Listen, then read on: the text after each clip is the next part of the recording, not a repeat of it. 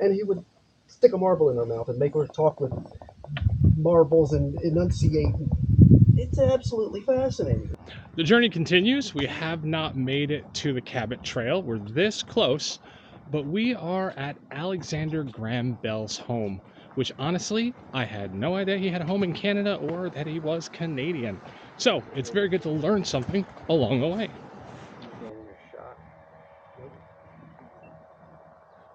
Oh, look at the lamps. Don't worry about being in mine. I'm not an artist.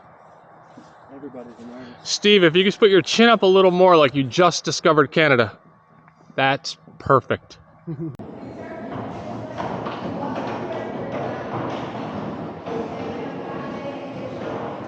Very interesting and very modern.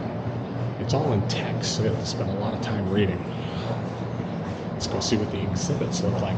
I personally had no idea that Alexander Graham Bell was such a varied inventor and such a varied mind. Take just a look at what we have right here.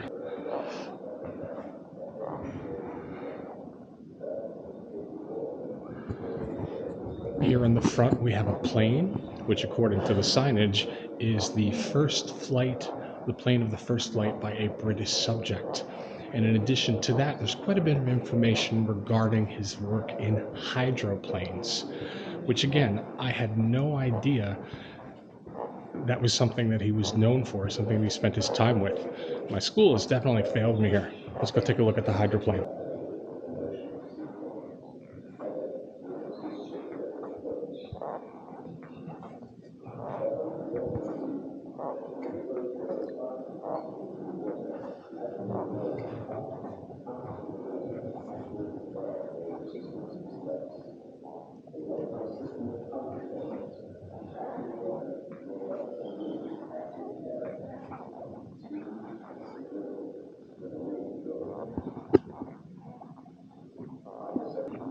This is absolutely amazing. I do realize that the telephone changed human communication forever, but this is kind of astounding that he's known for not one but two other incredibly impressive fields for his day: flight and improving speed of travel over water. I mean, these were technologies that were incredibly important, and he worked in both of them.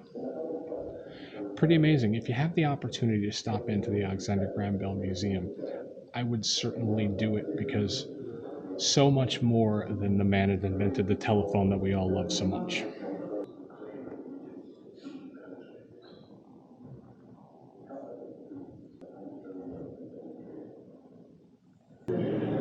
Now, this behind me is an authentic switchboard, and this is incredibly great for me to see because my paternal grandmother, Mary Cohn, was actually a switchboard operator in the Albany, New York area way, way back in the day.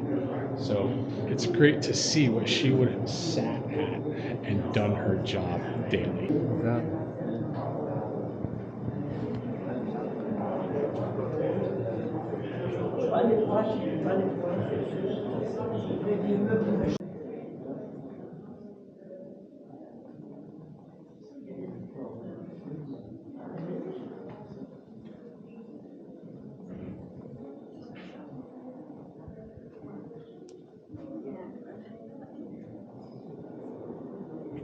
Here I am at the Alexander Graham Bell Museum, and I have learned an incredible amount of information about Alexander Graham Bell that I had absolutely no idea. And Steve Roo of Moto Photo Adventures just taught me something new. He said, "Didn't someone else invent the telephone?"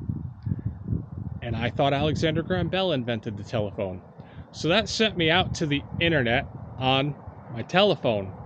And it turns out Alexander Graham Bell not only did not invent the telephone, he didn't invent the second telephone. He invented the patent for the telephone. So, wow. Thank you, Steve. That is more information than I was expecting. And I'm absolutely shocked. From a guy sleeping on a bench. And I did learn this information from a man sleeping on a bench. Go to a museum, kids. You will learn, and sometimes not from the source you're expecting. Let's go ahead and wrap this up right here. And I would just like to close with, when you're traveling, don't just focus on the destination. I had no idea Alexander Graham Bell lived in Canada. I had no idea Alexander Graham Bell designed planes. I had no idea he invented the hydroplane. This is just something on the way to where we're going, and I find it fascinating. And I'm sure that when you are going on your next trip, something along the way will be of interest. If you have the opportunity, stop and take a look. All right, if you stuck around this long, thank you and take care.